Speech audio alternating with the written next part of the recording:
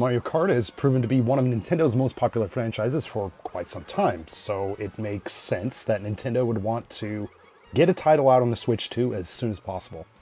Mario Kart World offers some new ideas on top of the already established elements that fans have come to know and love.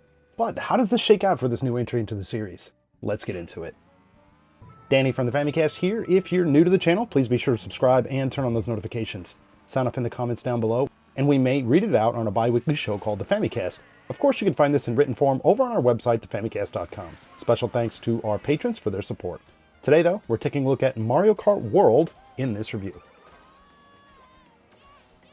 Many elements from the past few Mario Kart titles have made their return here. Of course, things like power sliding and jump boosts are here. However, a few new additions have been introduced in World. The rail and wall grind is another way to get boosts and, in turn, advantages throughout races. These can't be done on every rail in the game, but most of the rails or ropes that you can perform these on are pretty easy to understand, as they typically have like a lip of sorts to drive up to initiate the move. Now, once grinding, you're actually able to jump around on other rails or off of them entirely. Now, on top of that, if you're near walls from rails or other high places or stuff like that, you can grind off of the walls for a boost here as well. Now, these can be a little bit tricky at first, but once you get the hang of them, you'll be grinding around the game in no time. Raced here boasts 24 racers, the most ever for the series. Now, this results in a little bit more frantic races, simply given the number of bodies on the track here.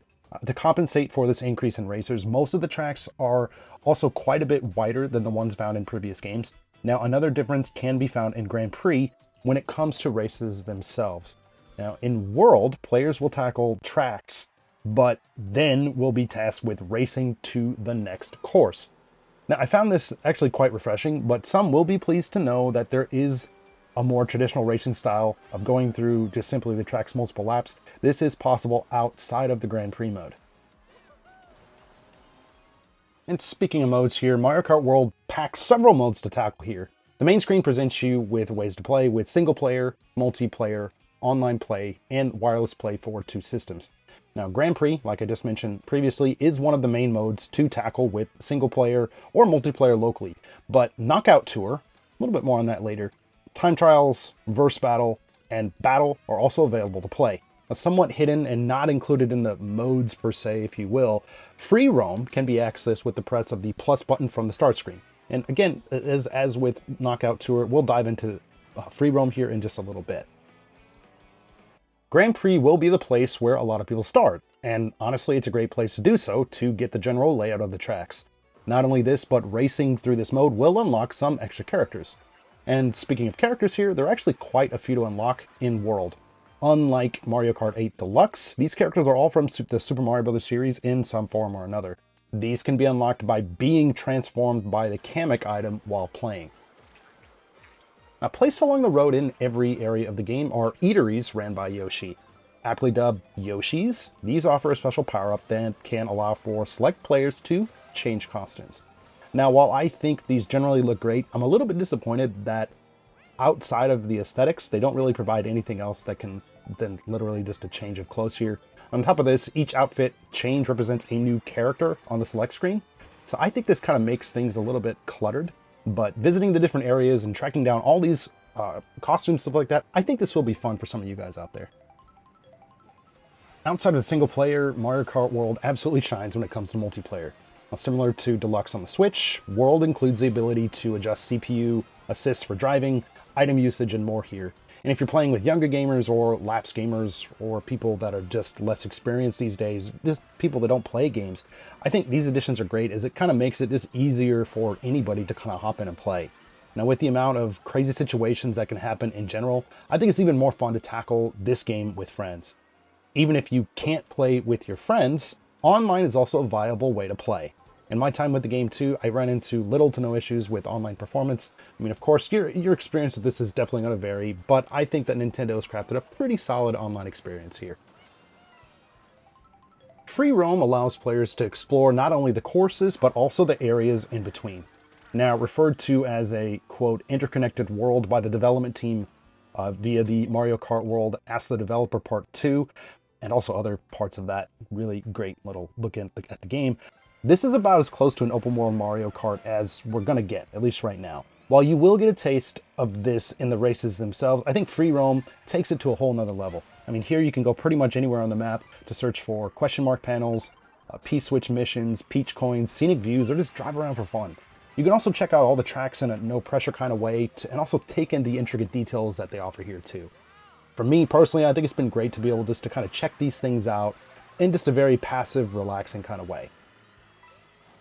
For the most part, the denizens here won't do too much, typically just kind of walking around certain areas or even walking along roads for like hitchhiking and stuff like that.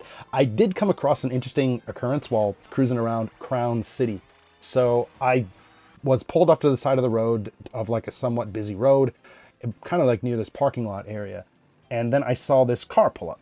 And I assumed it would just pull in and then maybe go back out to the road and be on its way. So I was surprised to actually see the car park and then a towed driver get out of his car and just kind of walk around on his merry way just throughout that area. I'm not sure how common this sort of thing is, but it was a pretty fun, cute touch. Although it's great to see such a vast world open up for exploration, things do feel a little bit barren. Sure, there are tons of pathways, shops, and a lot of minute details, but this mode feels a little bit aimless. And to counter this, I think maybe that's the point though. Still, my main gripe with the mode is a lack of access to a full-size map. I mean, you can see this small circular map in the corner of the screen here, but I think having access to some kind of like a regular map would have made this a little bit more enjoyable for me. Maybe you guys out there too, I'm not sure. So if you just want to see the sights in a very carefree kind of way, I think you're going to enjoy this. If your goal is to track down all the collectibles scattered throughout the world, you might feel a little bit annoyed because there's really not an easy way to track this. I mean, yes, if you go from the main menu to the map, you can see what you've kind of unlocked a little bit, but I don't know. I wish there was like a hub that would display a little bit more information about this. One other cool mode that was added here in Mario Kart World is Knockout Tour. Now, I'm not usually super interested in competitive play, but I did give this mode a spin online and also via single player. When I was playing online, I was playing against just random players. Now, just for a little bit of recap on this, so this mode is a 24-player race that gradually thins down the number of racers through a different number of tracks. Now, essentially, this is like a racing survival mode where only the top players can keep racing. Now, the first race here will eliminate anyone who doesn't finish in the top 20 while the numbers go down from there. I thought this was an incredibly fun and quite challenging mode. I did actually manage to get a first place finish myself. I don't know if I was playing against more CPUs than regular people, but I'll take the W there. So yeah, I mean, I think if you've grown tired of Grand Prix or free roam, I think this is a fun mode that is really easy to pick up and play at any time.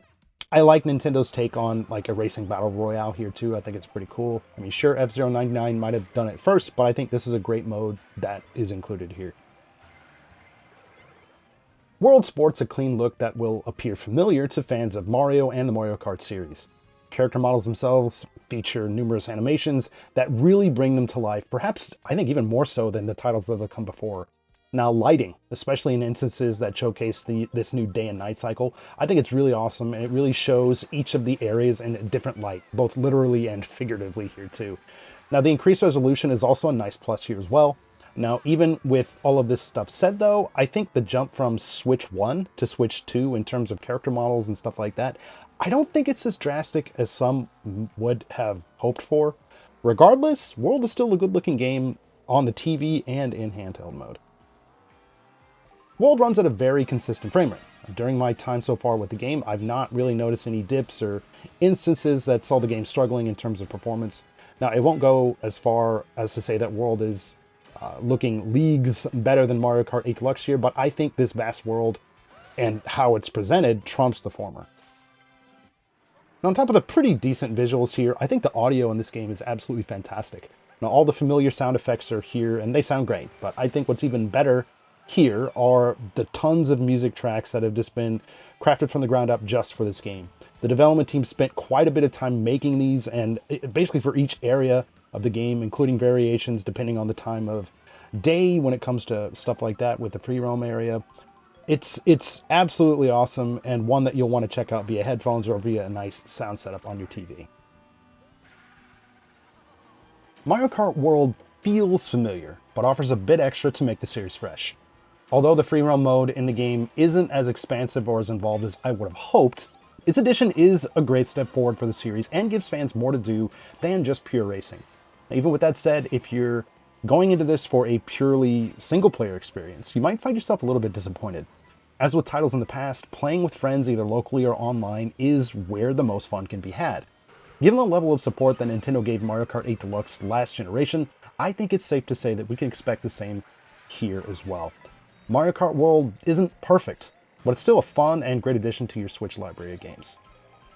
My final score for Mario Kart World, 8.5. But let's turn things over to you guys. Did you pick up Mario Kart World? What do you think about it? Sound off in the comments down below. We'd love to hear from you. As always, thank you guys so much for checking out this video. If you like what you see, please feel free to drop this one a like. If you're new to the channel and feel that we've earned it, consider dropping us a sub here. And if somehow that's not enough for you, consider following us and supporting us over on Patreon, where you'll get access to ad-free videos, exclusive podcasts, and more. For more from us here at the Famicast, keep it locked to thefamicast.com and the Famicast on YouTube for our bi-weekly live podcast, reviews, Switch 2 coverage, and a whole lot more. Again, this is Danny from the Famicast. Thanks for watching, and we'll catch you later.